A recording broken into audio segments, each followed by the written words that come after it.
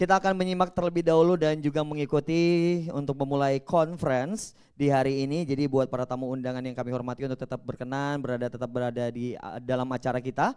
Dan pastinya yang akan memandu sebagai moderator mimpin jalannya conference, kita mengundang kepada Bapak Ahmed Kurnia selaku pemimpin umum majalah BUMN Track, dosen London School of Public Relations, mata kuliah strategi branding dan juga sekjen Bapak Ahmed Kurnia. Kami persilakan.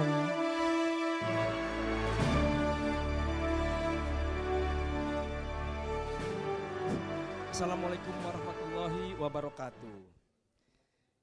Seperti biasa karena tadi Pak Sultan bilang jadi mumpung belum jam 12 siang, jadi selamat pagi. 3 kali ya, selamat pagi, pagi. Mantap. Saya ingin mengundang acara conference ya, diskusi pagi hari ini dengan mengundang dua tokoh yang mungkin bisa memberikan insight kepada kita terkait dengan branding and marketing ini. Ya, merupakan kehormatan bisa berada di tengah-tengah kita, yaitu CEO dari Weir Group, ya, perusahaan TBK. Ya, kami mengundang Pak Stephen Eng untuk maju ke depan. Ya, beliau anak Jakarta, anak Betawi, jadi bakal ikut pilkada nanti ya Pak ya. Kita nggak tahu pilih nomor yang mana, gitu ya Pak Stephen. Tapi beliau juga melanjutkan sekolahnya ke Bond University di Queensland.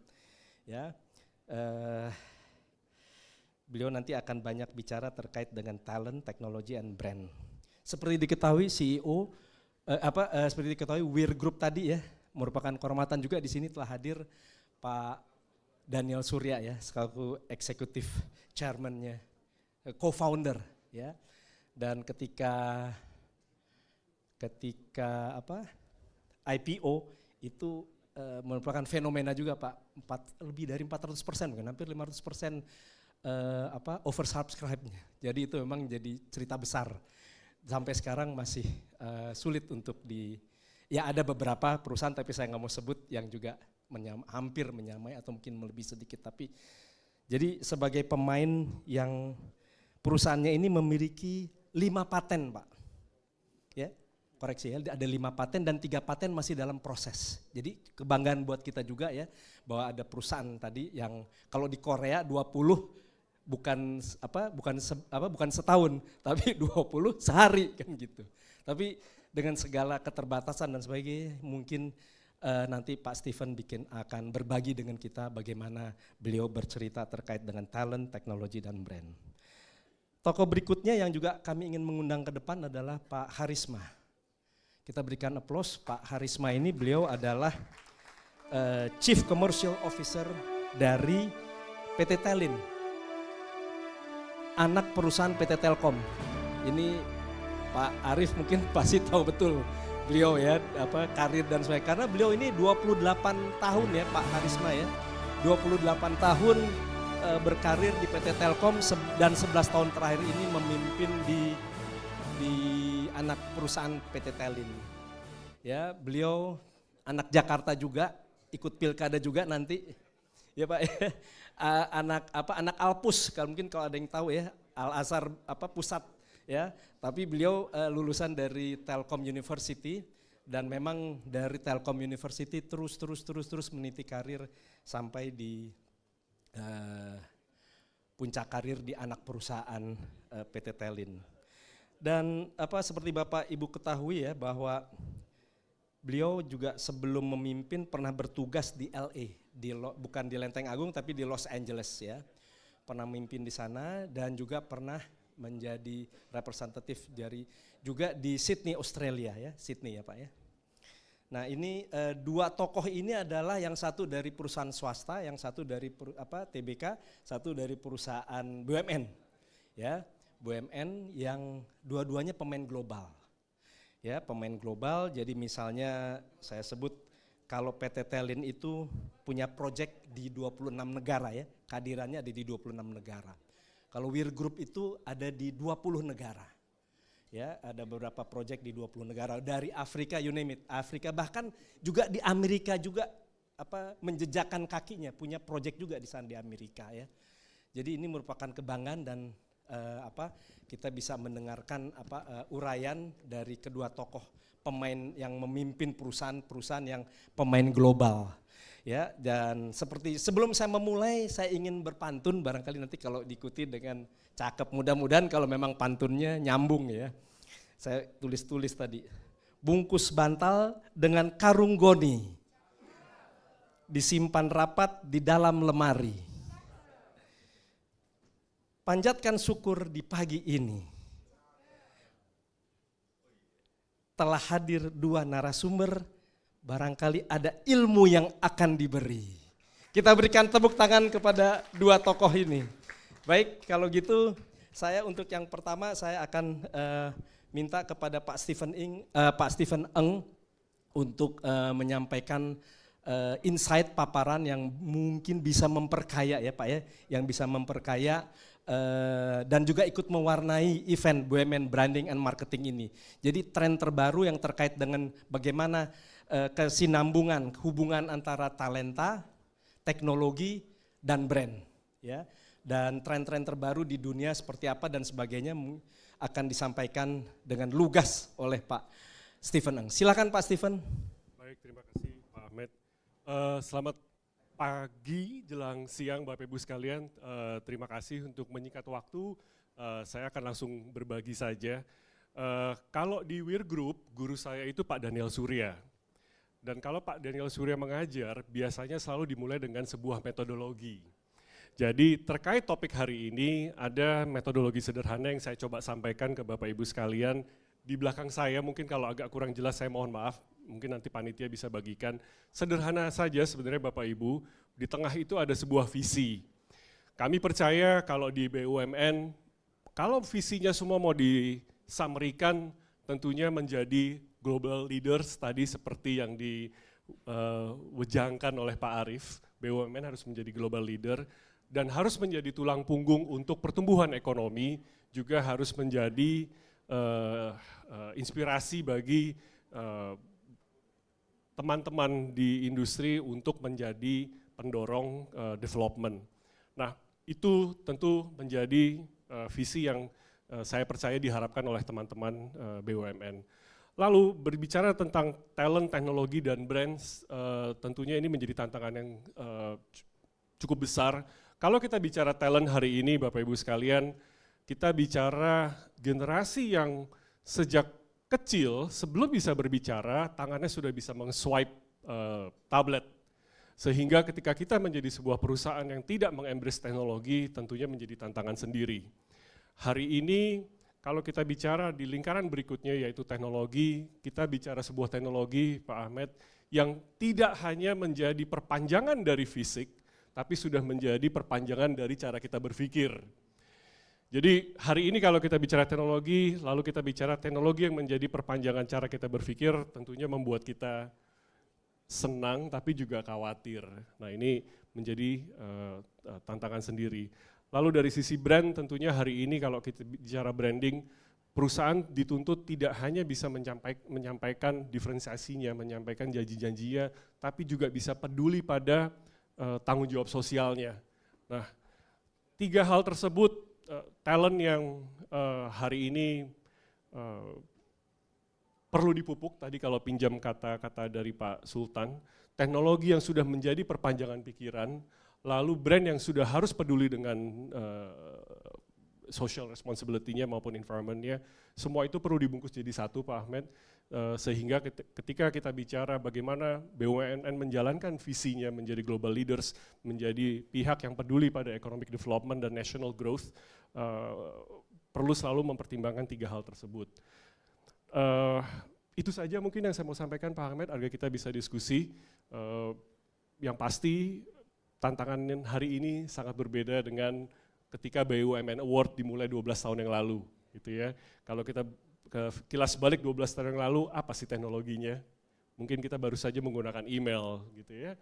Hari ini kalau saya pergi makan dengan Pak Daniel, kita mau split bill, kita nggak perlu buka kalkulator Pak. cukup menggunakan AI untuk membagi bill-nya. AI langsung menyarankan, Steve, you ngutang ke Daniel 95.000 karena belinya ramen. Selesai Pak. Gitu. Jadi tadi produktivitas 50% yang disampaikan oleh Pak Arief benar sekali. Kalau saya harus melihat bill-nya lalu saya manual masukin di kalkulator, lama Pak. Tapi pakai AI ternyata berapa detik selesai. Itu saja dari saya Pak, mudah-mudahan apa yang disampaikan berguna. Terima kasih Bapak Ibu sekalian. Terima kasih Pak. Jadi memang itu ya, talent, technology, and brands. Selanjutnya Pak Harisma, ada hal-hal yang ingin disampaikan terkait dengan insight, tren terakhir. Wah, terima kasih Pak Ahmed. Salam jumpa juga Pak Steven. Terima kasih buat BUMN Track juga untuk sudah mengundang kami di sini. Salam hormat juga buat guru saya, Pak Arief Yahya. Jadi mungkin sebelum saya sampaikan insight, mungkin sedikit perkenalan dulu ulang lagi ya Pak Ahmed ya. Jadi kalau saya di Telkom Group itu 28 tahun, jadi tadi disebutkan, di Telinnya baru dari 2013. Jadi 2013 itu bukan kebetulan, waktu itu Telkom ingin melakukan ekspansi yang lebih luas dari anak perusahaannya Telkom International. Telkom International ini dibentuknya 2007, jadi kami sudah 17 tahun beroperasi. Di 2013 itu kami sudah ada Singapura dan Hong Kong, entitas yang kita buat. Dan pada saat itu ada dari Pak Arief Yahya sebagai CEO Telkom pada saat itu ingin melakukan ekspansi yang lebih luas dari Telkom International ini, sehingga dikirimkan beberapa talent pada saat itu terbaik dari Telkom untuk mengeksplorasi bagaimana kita bisa melakukan entry ke beberapa negara. Jadi kita dulu mempunyai beberapa entry strategi ya di Telkom Group sendiri gitu ya. Saya kebetulan saat itu dikirim gitu untuk perang di Australia gitu, karena kami belum punya bisnis apapun di Australia pada saat itu. Saya dan ada dua tim kita dikirimkan ke sana untuk bikin perusahaan namanya Telin Australia pada saat itu, dan kita waktu itu fokusnya entry strateginya adalah masuk dari follow the money. Jadi dulu istilahnya Pak Ayah itu akan banyak istilah seperti tadi mungkin 3C, ada 3S. Kami dulu dikenali beberapa entry strategi, ada follow the money, follow people, follow network. Nah ini ada di Australia waktu itu entry strateginya adalah follow the money. Ya, jadi kami masuk dengan bisnis proses outsourcing melalui sister company kami juga di Infomedia pada saat itu, memperkenalkan layanan BPO di Indonesia di Australia. Nah, sejak saat itu saya ditugaskan di Australia, kemudian kembali ke Jakarta, dan kemudian ditugaskan lagi di kantor kita di Telin Amerika, di USA, kantornya di Los Angeles, selama masa pandemi Pak. Jadi nggak bisa ngapa-ngapain di LA, balik 2021, ini tolong pimpin di komersial, karena ada perubahan di Telin Jakarta tahun 2021 saat itu. Nah itu mungkin terkait saya. Nah Telin tadi saya sampaikan, sudah disampaikan sedikit oleh Pak Ahmed. Kami itu 17 tahun, saat ini kami melakukan beberapa portfolio bisnis. Portfolio utamanya Telin itu adalah wholesale sebenarnya, jadi kami berbisnisnya sebenarnya wholesale. Makanya nggak banyak yang tahu sebenarnya kalau di Indonesia itu Telin itu apa gitu, melakukan bisnis apa gitu. Kami itu di wholesale. Wholesale kami ini berkontribusi sekitar 80% dari bisnisnya Telin saat ini. Kemudian diikuti dengan 10% adalah di enterprise dan sisanya, 15% di enterprise, sisanya itu adalah di consumer. Jadi Telin memang ada juga bisnis konsumernya, retailnya, dan itu ada di Timor Leste melalui anak perusahaan kami Telkomsel namanya, di sana berbisnis seperti Telkomsel di sini. Kemudian dia ada di Hong Kong, di Taiwan dan juga di Malaysia. Ini bisnis-bisnis kami yang waktu itu adalah masih mengikuti juga follow the people karena banyak tenaga kerja Indonesia yang ada di negara-negara tersebut. Itu adalah salah satu entry strategi pada saat itu. Jadi 95% itu adalah wholesale dan enterprise, 5% adalah di consumer. Seperti tadi Pak Ahmed sampaikan, kalau dulu kami berangkat dari Singapura dan Hong Kong, saat ini Telin ini sudah kalau kami lihat kantornya, kantor global office-nya kami ada 10 di seluruh dunia. tetapi orangnya kami ada di 16 negara termasuk Indonesia. Dan layanan kami memang ada di 26 negara, titik-titik layanannya tersebar ke 162 titik data center. Jadi Telin ini memang fokusnya di infrastruktur Pak Ahmed, ya Bapak dan Ibu. Kami membangun kabel laut seluruh dunia, kami sekarang punya sekitar 27 kabel laut ya yang kami bangun sendiri bersama konsorsium maupun kami membeli beberapa kapasitas. Kalau di total panjangnya lebih dari 250.000 Pak. Dan ini kami operasikan dengan sekitar 520 orang talent atau karyawan di Telin. Dan karyawan Telin ini 520 ini ada nationality-nya ada 14 sekarang. 14 nationality. Sekitar 36% itu non-Indonesian karyawannya. Jadi kami sekarang sudah bisa berbangga untuk bilang bahwa Telin ini adalah global telco dari Indonesia. Dan kami saat ini berkontribusi terhadap Telkom. Kami adalah revenue terbesar kedua setelah Telkomsel dan juga net profit terbesar ketiga setelah Telkomsel dan Mitratel. Ini adalah perkembangan Telin saat ini dan selama 6 tahun terakhir ini revenue kami sudah tumbuh lebih dari 3 kali lipat. Dan di tahun 2028 insya Allah mohon doanya kami mentargetkan bisa mendapatkan first billion. Jadi 1 billion pertama nanti di tahun 2028. Ini adalah cita-citanya Telin untuk selama 3 sampai 4 tahun ke depan nantinya. Dan revenue ini kami juga cukup berbangga, 87% revenue kami dari luar, dari eksternal. Jadi sekitar 13% masih ada memang revenue di Telkom Group yang kami memang harus support ke teman-teman ke parent kami dengan beberapa layanan internasional untuk customer di Telkom Group maupun untuk kebutuhan Telkom Group sendiri. Jadi 87% inilah memang revenue yang kami dapatkan hingga sampai saat ini. Inisiatif kami yang berikutnya yang kami akan launch ini adalah membangun kabel Pak. Jadi kami siapkan proyek ada 8 kabel laut baru namanya proyeknya kami ambil namanya Indonesia Cable Express atau ICE. Ini proyek midterm jadi kita harapkan bisa live di 2028 atau paling lambat 2029. Dan ini akan memposisikan Indonesia sebagai salah satu international network hub untuk telecommunication yang menghubungkan Eropa, Asia dan juga Amerika. Jadi melalui perairan Indonesia. Ini adalah submarine cable, jadi kabel laut yang kami bangun. Inisiasi dengan berkolaborasi juga, memang intinya juga ini kolaborasi. Karena kalau nggak kolaborasi maka biayanya akan sangat tinggi. Dan ini scale-nya nanti unit price-nya unit cost-nya akan menjadi sangat tinggi. Dan mohon doanya semoga ini bisa terwujud di tahun 2028. Pada saat itu kita mungkin bisa memposisikan, saya nggak bilang take over Singapura, tapi melengkapi Singapura. Karena Singapura perlu pendamping yang tepat, ya ini dalam hal ini adalah posisinya yang paling tepat sebenarnya adalah Indonesia gitu ya. Ya mungkin itu terkait dengan Telin. Nah selama 2 tahun terakhir ini kami melakukan transformasi di Telin sendiri. Kalau awalnya dulu ekspansi kami membentuk perusahaan di Singapura, Hong Kong, Australia, US, semua semacam operasinya multi domestik istilahnya. Jadi mereka punya independen dan memang tetap punya P&L sendiri. Nah di 2 tahun terakhir ini kami mengembangkan transformasi sehingga kami sekarang dikenal hanya satu aja Pak. Jadi One Telin, jadi istilahnya gitu. Jadi nggak ada lagi istilahnya Telin Singapura, Telin Hong Kong, Telin Amerika, Telin Australia. Yang ada hanya Telin. Dan ini yang menjadi brandnya Telin sekarang. Jadi di market kami memperkenalkan kami sebagai Telin gitu.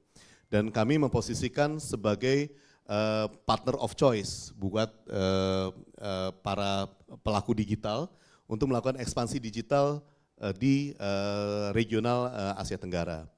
Dan kami mengedepankan beberapa positioning di sini yaitu salah satunya adalah unique subsea cable route. Ada kita juga mengembangkan beberapa platform dan juga kita mendeliver service yang excellence. Nah, di dalam 2 tahun terakhir ini juga kami mulai mengembangkan bisnis enterprise sehingga di brand Telin secara corporate kami juga mengembangkan namanya brand Telin Pro. Ini yang akan mensasar segmentasi di enterprise. Jadi untuk wholesaler dan juga hyperscaler kami fokusnya dengan brand Telin.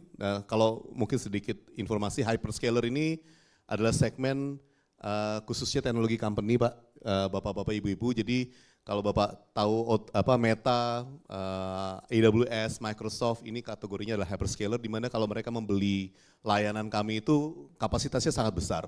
Jadi bisa sampai terabit per second untuk kapasitas internet yang mereka, koneksi yang mereka beli. Ini memang wholesale level, tetapi yang membeli digital company. Makanya kita buat segmen tertentu namanya hyperscaler. Nah ini memang terminologi umum yang ada di industri. Nah ini adalah brand yang kami kenalkan di market dalam 2 tahun terakhir ini, dan karena tadi seperti kata Pak Aye juga, spiritnya memang kami nggak mau jago kandang gitu, dan kami memang berkompetisi dengan global player. Kompetisi kami ini kalau kami bisa share, global player yang kami berkompetisi adalah Tata Communication, ada NTT Communication, ada Telstra Global, ada PCCW, Verizon, Vodafone, Orange, ini adalah kompetitor kita. Dan saya nggak nyebut Telekom Malaysia sama Singtel, karena itu udah bukan kompetisi lagi dengan mereka. Sekarang kami sudah par di, mungkin bahkan sedikit lebih baik daripada 2 partner kami di Telekom Malaysia dan juga di Singtel. Jadi yang kami aim lihat nanti berikutnya adalah seperti Tata Communication yang exposure-nya jauh lebih besar, Telstra Global juga yang exposure-nya juga sangat lebih besar. Sehingga di sini memang kami memerlukan suatu strategi terhadap brandingnya, di mana kami ingin be different gitu. Kami tidak ingin menjadi yang the biggest network provider, kami tidak ingin menjadi mungkin the best, bahkan mungkin kami tidak posisikan seperti itu, tapi kami ingin menunjukkan bahwa kami ini game changer. Jadi dan yang kami lakukan ini melalui beberapa inisiatif di digital infrastructure, platform dan juga network solution. Kami adalah salah satu yang memperkenalkan jalur pertama koneksi kabel laut dari Singapura ke Amerika melalui perairan Indonesia. Kalau selama ini koneksi Singapura ke Amerika itu melalui Cina Selatan, Laut Cina Selatan yang rawan konflik, ada banyak geopolitik di situ, dan itu saya informasikan ada puluhan kabel laut yang ada di sana. Jadi ratusan terabit capacity yang lewat South China Sea. Sehingga apabila terjadi sesuatu di sana, maka internet intra-Asia sebenarnya practically dia 80% lumpuh. Gitu. Jadi dia hanya harus melalui jalur-jalur alternatif melalui Eropa atau melalui Amerika.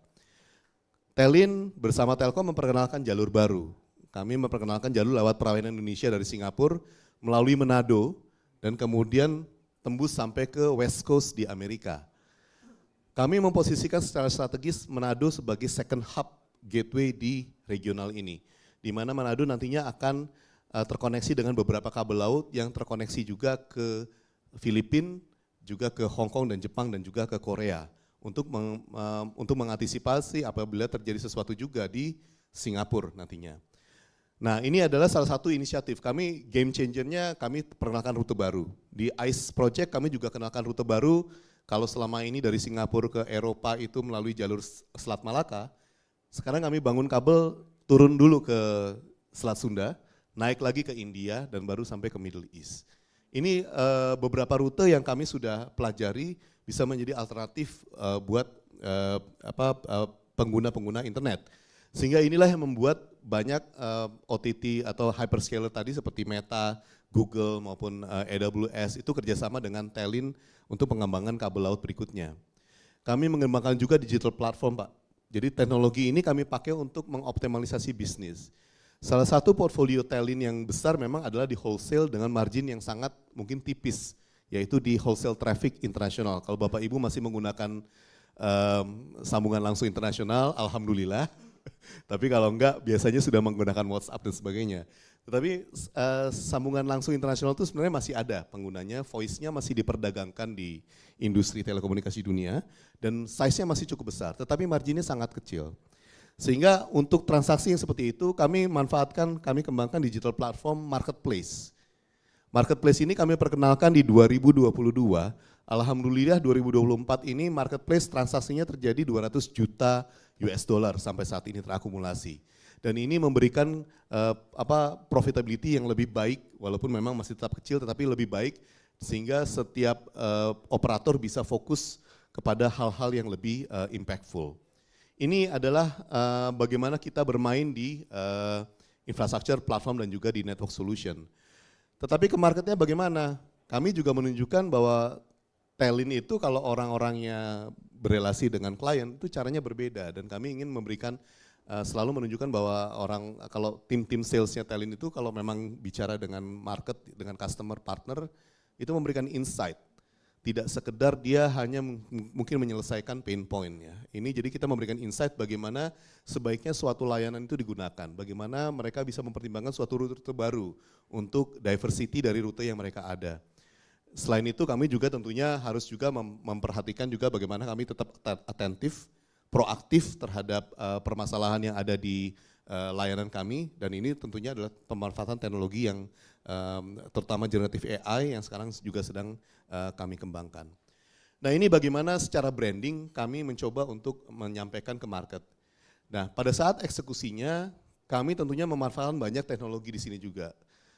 Banyak use case yang kami gunakan untuk generative AI baik untuk di sales proses maupun untuk after sales, tetapi salah satu yang kami lakukan di sini bagaimana kami memanfaatkan juga seperti kata lagi tadi Pak Aye adalah digital media gitu ya. Digital media ini memang benar-benar kami optimalisasi dan digital media ini nggak cuma bagaimana kami melakukan campaign, kami mengukur efektivitasnya dan itu menjadi feedback. Feedback lagi apa yang harus diimprove, engagementnya bagaimana supaya lebih naik dan bagaimana supaya engagement yang ada itu bisa berkonversi menjadi penjualan. Dan ini adalah sesuatu yang secara konsisten sudah kami lakukan sejak tahun 2021 sehingga memang bisa meningkatkan penjualan di revenue kami 3 kali lipat dari 2018 lalu. Ini adalah bagaimana contoh kami mencoba memanfaatkan teknologi dan juga data, big data mining juga untuk di campaign kami. Nah, yang paling fundamental memang berikutnya adalah soal talent di sini. Tadi kembali juga spot on juga dari Pak Aye bahwa kita nggak bisa melakukan transformasi digital dengan efektif kalau kita nggak agile.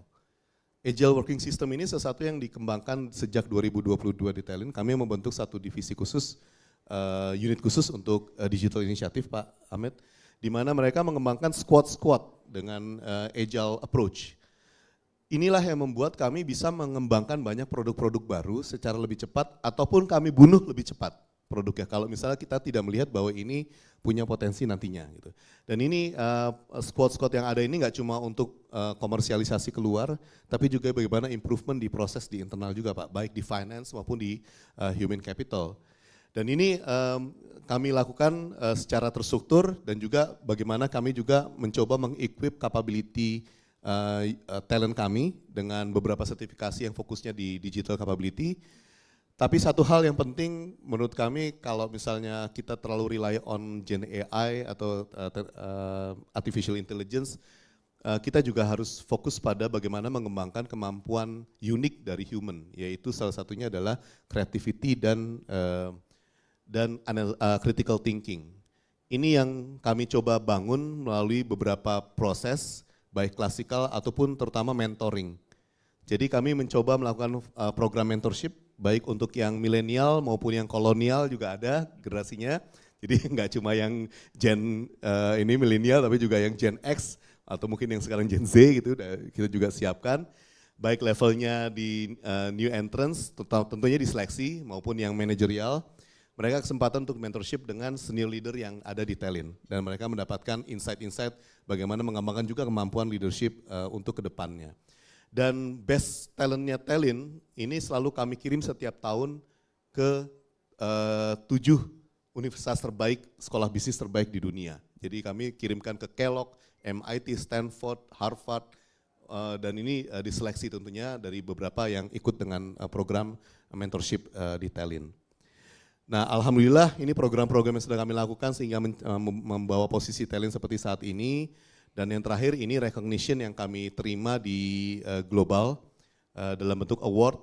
Yang terakhir ini kami terima award di London, Best Asia Pacific Connectivity Provider untuk kedua kali secara berturut-turut. Ini yang saya tadi bilang, ini untuk Best Asia Pacific. Sehingga saya bisa bilang kalau saya ngomong Singtel sama Telkom Malaysia, ya sorry lah, saya mungkin kalau Talent sekarang compete-nya dengan yang lebih global dari sini. Dan kami mencoba untuk menjadi memang yang terdepan mungkin yang menjadi partner of choice terutama untuk pengembangan ekspansi digital ekosistem di Asia Pasifik. Mungkin demikian Pak Ahmed dari Telin, Pak. Kita berikan aplaus. Jadi memang ini luar biasa ya. Jadi tadi paparan yang pertama tadi disampaikan oleh Pak Steven ya. Bagaimana talenta ini memang sepertinya memang sesuatu yang menjadi faktor di dalam dengan teknologi yang tadi Pak Ai sampaikan kan gitu. Nanti kita akan diskusikan mengenai ini bagaimana faktor-faktor talent karena memang pilihannya menjadi mastery kalau tadi arahan dari Pak Ai yang di awal itu mengenai mastery lalu kemudian kalau ada pilihan menjadi digital leadership atau digital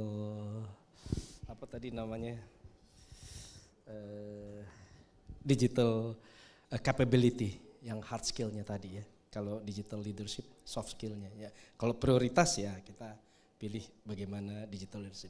Yang menarik dari paparan yang kedua ini adalah begini.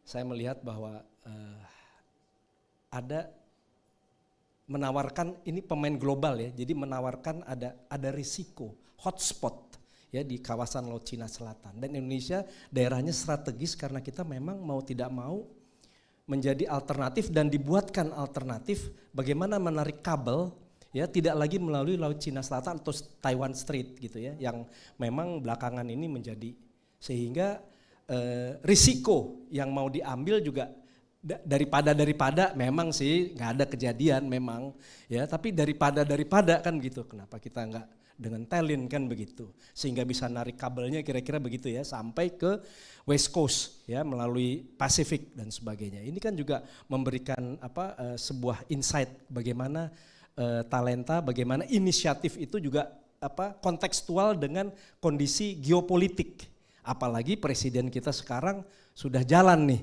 ingin memang menjadi Pak Ye pengen jadi pemain global Indonesia. Jadi memang sudah saatnya kita harus menjadi pemain global gini. Ya talenta dari Weir Group juga nggak akan bisa main di Afrika bahkan bahkan punya beachhead punya di Amerika sendiri Weir Group tuh sudah punya usaha di sana dan sebagainya dan bisa bersaing dengan perusahaan-perusahaan yang besar ya dan sebagainya. Saya kira itu yang bisa ini ada mungkin ada di sini juga telah hadir Pak Dokter Pak Sutan Banuara ini dokter dokter beneran kalau ini ya kita tahu ya ada dokter ini dokter beneran ini dari UI dari FEB ya yang juga mengenai branding beliau. Mengenai brand ya, jadi kehormatan ya, juga menjadi salah satu juri kita Pak Sutan Banuara. Mungkin ada pertanyaan dari Pak Sutan, sedikit ada.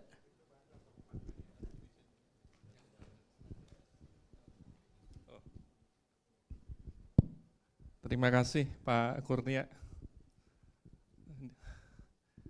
Mungkin pertanyaan saya dengan Pak Karisma ya. Saya bersyukur sekali berapa tahun jadi juri ketemunya Telin terus itu. Ya. Jadi paling tidak mengikuti sedikit perkembangan. Tadi Pak Karisma menceritakan bagaimana Telin mulai berkembang untuk menguasai Asia Pasifik ya.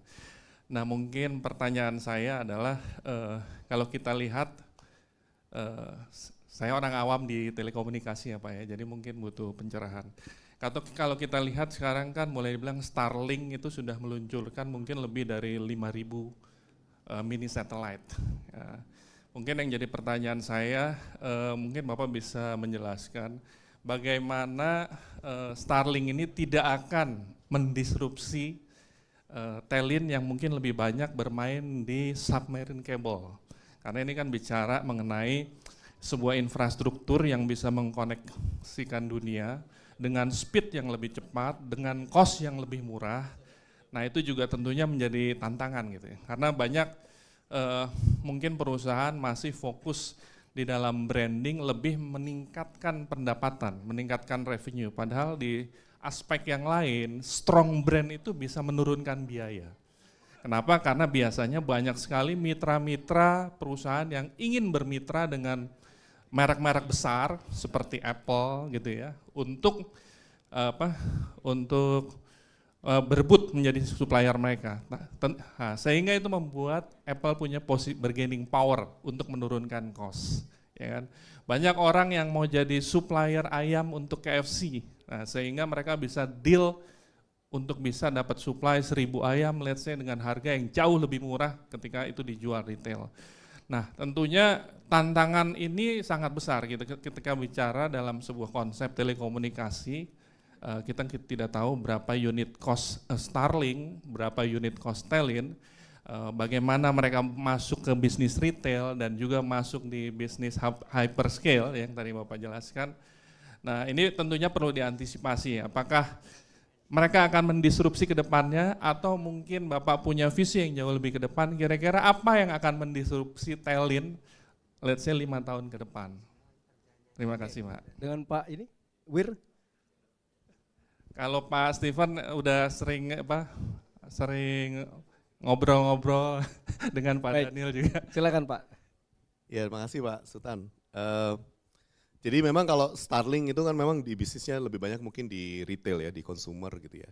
Dan memang isunya dengan Starlink ini adalah bagaimana terutama di banyak domestik sebenarnya di banyak negara, bagaimana mereka kalau memang mau beroperasi ya harus ikuti, dia harus sama treatmentnya dengan provider yang lain gitu. Jadi dia nggak boleh mendapatkan keistimewaan.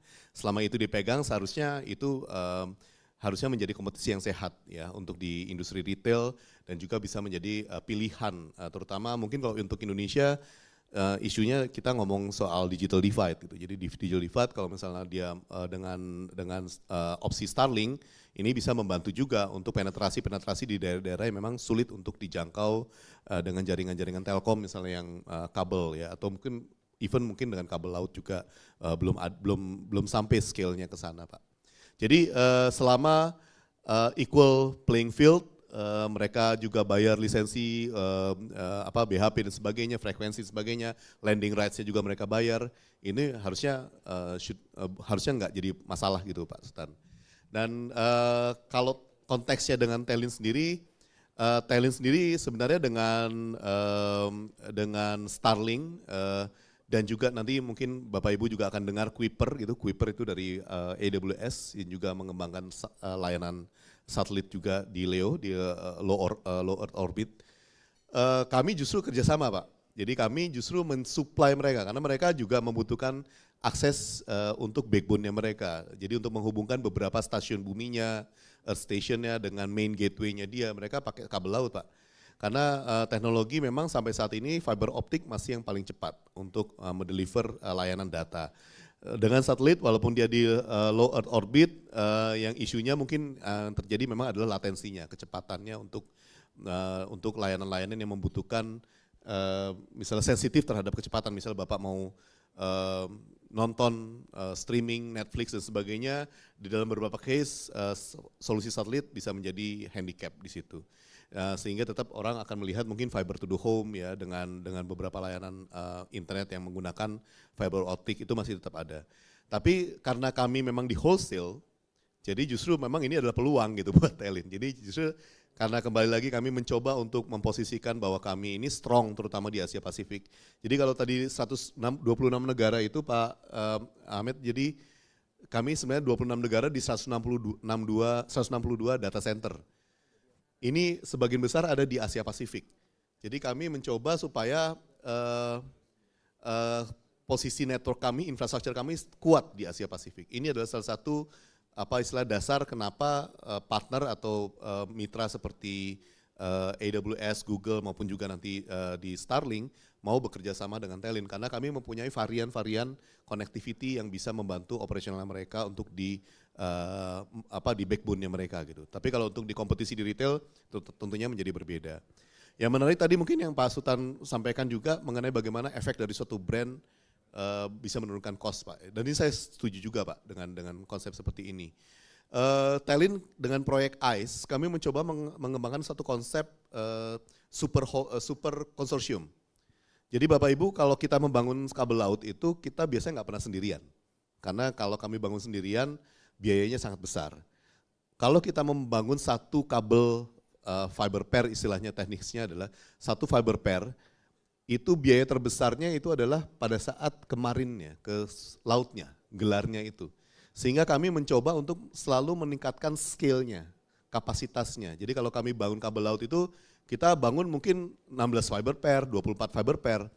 Tetapi nggak bisa kami sendirian itu bangun itu karena biayanya akan sangat besar, sehingga kita harus gandeng partner juga. Dan ini fungsinya kolaborasi. Dan kolaborasi ini biasanya dinamakan konsorsium. Di konsep ICE project yang kami kembangkan, kami mencoba mengembangkan konsep super konsorsium.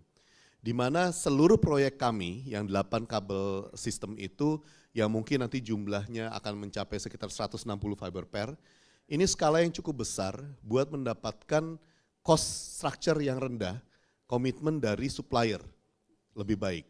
Dengan ini maka secara pembangunan investasi kami bisa menjadi lebih efisien, lebih kecil, sehingga dari awal cost structure kami bisa dibuat menjadi lebih rendah. Dan tentunya kami juga pelajari juga bagaimana investasi ini mau dilakukan. Kami juga melihat mana investasi yang bisa memberikan cost of money yang lebih rendah gitu ya, baik misalnya interest dan sebagainya. Ini juga adalah strategi yang dilakukan common juga di global investment company juga. Jadi istilahnya Pak Aye, spreadnya Pak ya, spreadnya tinggi. Demikian tadi jawaban. Nah ini yang terakhir ini mungkin saya ingin bertanya terkait dengan metaverse. Metaverse dengan kehadiran AI dan ini kaitannya dengan talent Pak. Talent ini juga sangat mainkan peran penting ya. Sebagai modal bangsa kita ini, talent kita ini bisa nggak bersaingnya. Nah mungkin ada beberapa hal insight yang pernah dilakukan atau bisa diceritakan pengalaman dari Weir Group terkait dengan bagaimana metaverse dengan artificial intelligence ini. Silakan Pak. Baik, terima kasih Pak. Ya, metaverse mungkin sempat menjadi trending topik, sempat menjadi hype di 2022 ya Pak ya. Dan kalau ditanya apakah hari ini masih menjadi hype, tentunya tidak. Tapi apakah metaverse-nya mati gitu Pak? Juga jawabannya tidak. Development secara global jalan terus, bahkan kami di Weir juga terlibat dengan yang namanya Metaverse Standard Forum. Ini adalah sebuah forum global untuk menentukan standarisasi dari Web3 ini terkait dengan Metaverse. Di situ juga ada Meta, ada Nvidia, dan teman-teman pemain global lainnya. Nah, yang di Weir sedang lakukan saat ini adalah sebuah proof of concept, Pak. Ketika kita menggabungkan dunia virtual dengan kecerdasan buatan untuk edukasi. POC sudah kami lakukan selama 1 tahun lebih dengan sebuah sekolah swasta tertua di Bandung, di mana guru-gurunya kami duplikasi menjadi avatar. Setiap mata pelajaran yang diampu oleh gurunya kami masukkan ke dalam AI. Lalu selesai jam sekolah ketika gadget itu bisa dikembalikan kepada muridnya, muridnya harus melakukan jam bimbingan belajar. Nah kalau dulu bimbelnya itu dilakukan oleh para gurunya sendiri, hari ini bimbelnya di kelas tapi muridnya masuk ke dunia virtual dan bertemu guru virtualnya, belajar berinteraksi seperti normal, tapi sebenarnya guru itu adalah AI. Kebetulan sifat AI-nya adalah narrow AI Pak, jadi kalau ditanya di luar mata pelajaran tidak akan dijawab. Jadi kalau nanyanya macam-macam gitu ya, tidak akan dijawab oleh guru virtualnya. Nah kami melihat hal seperti ini tentunya menjadi sebuah peluang. Ketika Indonesia dengan arkipelago yang begitu luas, mungkin ketersediaan gurunya juga terbatas, atau keseragaman pengetahuan gurunya juga terbatas, tentunya bisa menjadi sebuah solusi Pak. Ketika ruang belajar virtual bertemu dengan guru virtual berbasis AI, muridnya bisa belajar lebih jauh. Hal yang sama juga sedang dilakukan oleh sebuah perusahaan Pak, kebetulan perusahaan ini perusahaan pajak, jadi konsultan pajaknya itu kalau harus menghafalkan semua kasus pajak dan peraturan perpajakan tentunya lelah. Jadi yang kami lakukan juga adalah membuat virtual avatar di perusahaan tersebut di mana semua pengetahuan perpajakannya ditaruh di AI dan konsultan ini tinggal bertanya, kalau saya bertemu dengan kasus seperti ini, apa yang sebaiknya saya lakukan. Nah itu yang beberapa POC yang kamu lakukan di ranah edukasi Pak, yang terkait dengan talent tentunya. Baik. Ya. Baik, jadi ini ya, saya jadi terbayang nih, mentor-mentor kita bisa duplikasi nih Pak. Jadi Pak Arief misalnya di sini kita bisa duplikasi, dibikinkan avatarnya lalu kemudian dia bisa mengajar langsung ya berdasarkan pengalaman-pengalaman yang dimasukkan ke dalam AI. Baik, kita harus akhiri juga acara ini karena waktu akan segera beralih ke acara yang lebih penting juga, nggak kalah penting, yaitu dalam pembagian award. Ya, saya ingin mengakhiri dengan membacakan pantun lagi seperti biasa. Cakep. Jalan-jalan ke Senayan Cakep. sambil makan sirih. Cakep. Sekian dan terima kasih. Cakep. Bapak Ibu, ini ada waktu sebentar selingan, ada waktu 2 menit, silakan Pak. Ini kebetulan kehormatan ada hadir di sini Pak UU Saifuddin Nur yang akan berikan buku mengenai Sovereign Wealth Fund ya kepada 5 Pak Arief Yahya. Mohon izin Bapak. Kita akan membagikan memento terlebih dahulu untuk para narasumber. Oh, para narasumber. Ya. Sorry Pak. Ya, silakan. Baik, terima kasih. Boleh kita berikan aplaus tepuk tangan untuk Pak Ahmed Kurnia. Luar biasa sekali Pak Ahmed. Memang ini konferensinya membutuhkan waktu berhari-hari. Kali ini kita akan langsung menyaksikan pemberian memento kepada kedua narasumber yang akan langsung diberikan oleh Pak Ahmed. Kami persilakan memento pertama. Mohon izin Bapak.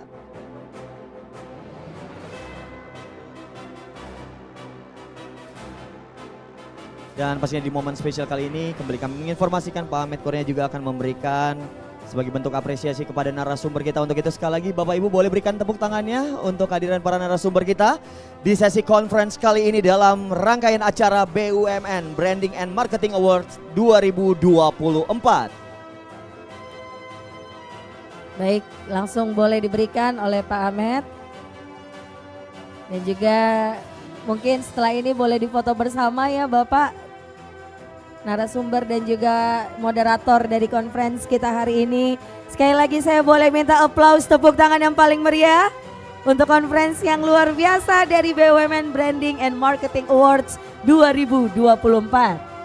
Dan mohon izin Bapak-Bapak yang berada di atas panggung, kita akan mengabadikan momen dalam hitungan 3, 2, 1. Sekali lagi 1, 2, 3. Terima kasih. Kami persilakan untuk kembali ke tempat duduk lagi bagi Bapak-Bapak yang kami hormati.